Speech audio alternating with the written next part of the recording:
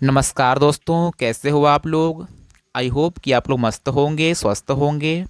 दोस्तों, आज की इस वीडियो में हम लोग क्लास 12th की केमिस्ट्री का एक बहुत ही मोस्ट इम्पॉर्टेंट चैप्टर जैव अणु, इसके मोस्ट इम्पॉर्टेंट ऑब्जेक्टिव क्वेश्चन देखेंगे। दोस्तों, यहाँ पे लगभग 20 क्वेश्चंस हैं, तो आप लोग सभी क्वेश्चन को देखिएगा, किसी क्वेश्चन को स्किप मत कीजिएगा क्योंकि सारे ही क्वेश्चंस मोस्ट इम्पॉर्टेंट हैं।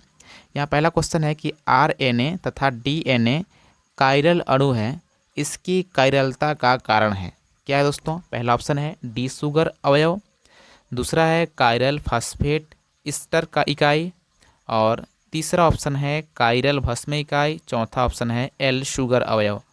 तो दोस्तों, इसका सही आंसर हो जाएगा ए, यानी कि डी शुगर अवयव।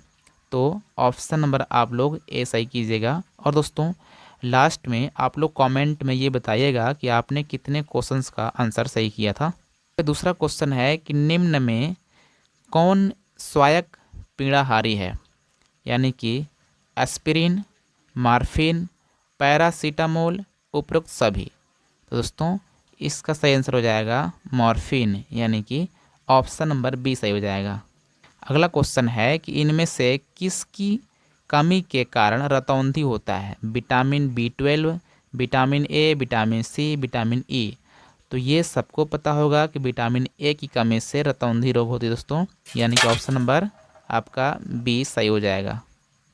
यहाँ पे क्वेश्चन नंबर चौथा है दोस्तों कि क्लोरोमीन टी है। पहला ऑप्शन है कि एटी मलेरियल, दूसरा ऑप्शन है कि एनाल्जेसिक, तीसरा ऑप्शन है उपशामक, चौथा है एंटीसेप्टिक। तो दोस्तों, इसका सही ऑप्शन हो जाएगा ऑप्शन नंबर ए, यानी कि anti malarial. Option number A सही हो जाएगा।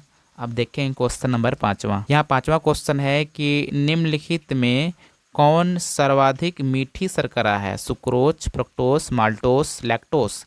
तो दोस्तों, जो फ्रक्टोस होता है ये सर्वाधिक मीठी शर्करा होती है, यानी कि ऑप्शन नंबर आपका बी सही हो जाएगा। यहाँ पे क्वेश्चन 6 है कि निम्नलिखित में कौन वसा में विलेय विटामिन है। Vitamin B 12, vitamin B 6, vitamin C, vitamin K. तो सही आंसर हो जाएगा विटामिन के, क्योंकि आप लोग पता है कि वसा में घुलनशील विटामिन होता है ए, डी और ई और के। बाकी जो बी सी होता है ये जल में घुलनशील विटामिन होता है दोस्तों। अब देखें क्वेश्चन नंबर 7। यहाँ पे क्वेश्चन 7 है कि फिनॉल निम्न में किसके निर्माण में प्रयुक्त होता है। पहला ऑप्शन है बैकेलाइट, दूसरा है कि पॉलीस्टायरीन, और तीसरा है नायलॉन, चौथा है पीवीसी। तो इसका सही आंसर हो जाएगा ऑप्शन नंबर ए, यानी कि बैकेलाइट। अब देखेंगे क्वेश्चन नंबर हम लोग आठवां क्वेश्चन दोस्तों कि प्रोटीन एक बहुलक है। ग्लूकोज, टरथैलिक अम्ल, तीसरा है कि एमिनो अम्ल, चौथा है ग्लाइकॉल, यानी कि इसका सही आंसर हो जाएगा ग्लूकोज, यानी कि ऑप्शन नंबर आपका ए सही हो जाएगा। प्रोटीन एक बहुलक है किसका, ग्लूकोज का। अगला क्वेश्चन दोस्तों कि वह विटामिन जो जल में विलेय एक्स नहीं है, यानी दोस्तों vitamin D, vitamin C, vitamin B या विटामिन बी 12।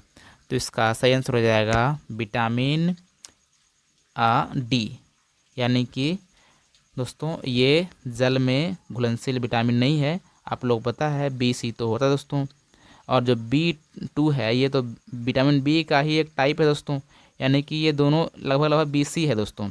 बी सी क्या है, ये दोनों बी वाला ही है और ये सी है दोस्तों। तो मैंने आपको बोला था कि जो बी सी होता है ये जल में विलेय विटामिन होता है, और ए डी ई के ये होता है वसा में घुलनशील विटामिन। जो डी है दोस्तों, डी जल में घुलनशील विटामिन नहीं है, यानी आपका ऑप्शन नंबर ए सही हो जाएगा। अब देखें क्वेश्चन नंबर 10 को। अगला क्वेश्चन है कि स्टार्च का जल अपघटन कराने पर हम अंत में प्राप्त करते हैं, यानी कि अगर हम लोग स्टार्च को जल अपघटन कराएंगे तो हम लोग क्या प्राप्त होगा, ग्लूकोज या फ्रक्टोस या दोनों या सुक्रोज। तो सही आंसर होता है कि ग्लूकोज प्राप्त होगा, यानी कि ऑप्शन नंबर आपका ए सही हो जाएगा। अगला क्वेश्चन है कि स्टार्च में मोनोमेरिक इकाई है। ग्लूकोज, फ्रक्टोस, ग्लूकोज और फ्रक्टोस दोनों, या मिनोज। तो आपका सही आंसर हो जाएगा दोस्तों ऑप्शन ए ग्लूकोज। यहाँ पे क्वेश्चन 12 है कि सबसे सामान्य डाइसेकेराइड्स का अणुसूत्र है। तो दोस्तों, डाइसेकेराइड्स का अणुसूत्र होता है ग्लूकोज, यानी कि सॉरी दोस्तों ये है शुगर, यानी कि C12H22O11। तो सही आंसर हो जाएगा ऑप्शन नंबर ए। यहाँ पे क्वेश्चन नंबर 13 है कि कौन कार्बोहाइड्रेट्स वनस्पति कोशिका का आवश्यक अवयव है? स्टार्च, सेलुलोस या सुक्रोज या विटामिन? तो दोस्तों ये सबको पता होगा कि वनस्पति कोशिका का आवश्यक अवयव सेलुलोस होता है, यानी कि ऑप्शन नंबर आपका बी सही हो जाएगा। यहाँ पर 14वां क्वेश्चन है कि रक्त में ग्लूकोज निर्धारित किया जा सकता है? बेनिडिक्स का विलयन, टालन अभिक्रिया के साथ, ब्रोमीन जल, क्षारीय आयोडीन विलयन? तो सही आंसर हो जाएगा ऑप्शन ए, यानी कि बेनिडिक्स का विलयन। अगला क्वेश्चन है कि निम्न में से कौन शर्करा डाइसैकेराइड्स नहीं है? दोस्तों जो गैलेक्टोस होता है ये वाला डाइसैकेराइड्स नहीं होता है, बाकी लैक्टोस, ग्लूकोस और माल्टोज होता है दोस्तों। अगला क्वेश्चन है कि माल्टोज का ग्लूकोज में परिवर्तन किस एंजाइम द्वारा होता है? दोस्तों माल्टोज का ग्लूकोज में परिवर्तन ये होता है दोस्तों माल्टेज द्वारा, यानी कि माल्टेज एंजाइम द्वारा। अगला क्वेश्चन है कि एंजाइम की उपस्थिति में प्रोटीन का जल अपघटन करने पर उत्पन्न होता है?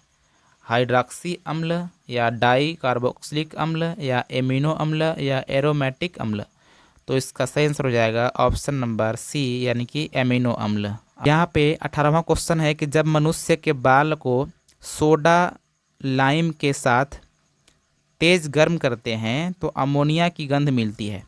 इस निरीक्षण से निम्न परिणाम निकाले जा सकते हैं।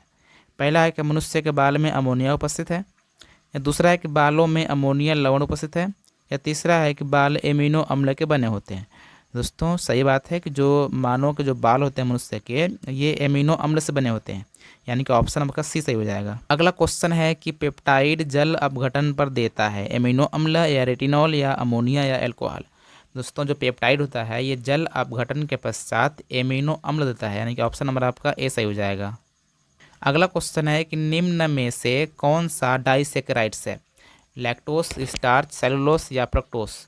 तो सही आंसर हो जाएगा लैक्टोस, यानी जो लैक्टोस है ये डाइसैकेराइड्स है दोस्तों। ये दोस्तों लास्ट क्वेश्चन थी। आई होप कि आपको सारे क्वेश्चंस बहुत ही अच्छे से आ रहे थे। आपको 20 क्वेश्चंस में से कितने क्वेश्चंस का आंसर पहले से पता था, कमेंट में बताइएगा। और दोस्तों यदि आपको ये वाली वीडियो अच्छी लगी होगी तो इस वीडियो को प्लीज़ लाइक करके चैनल सब्सक्राइब करके बेल आइकन प्रेस कीजिएगा, ताकि आपको इसी प्रकार की वीडियो आगे भी मिलती रहे। सो दोस्तों मिलते हैं किसी और वीडियो में, तब तक नमस्कार, जय हिंद।